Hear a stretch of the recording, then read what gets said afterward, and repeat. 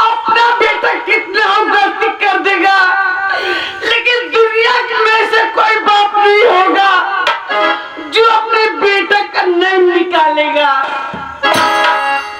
हे भगवान, कहाँ होगा सत्यम? कोई आकर मुझसे कह दे कि झूठ बात है, झूठ बात है।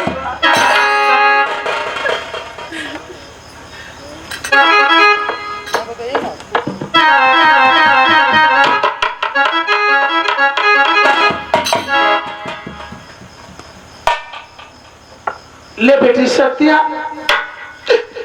यही मैं चाहती थी कि मेरा बेटा इस संसार में किसी को ना देख सके। तो ले मेरे बेटे की दोनों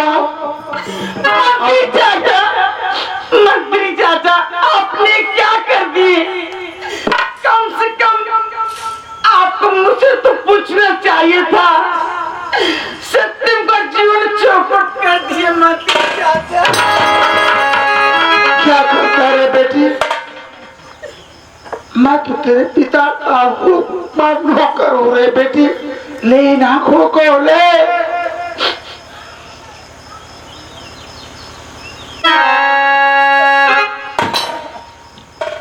बेटी सत्या,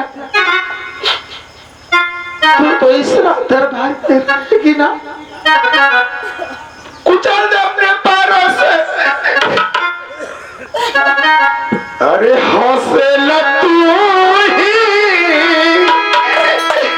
अरे हतावे लट्टू, अरे दर दर के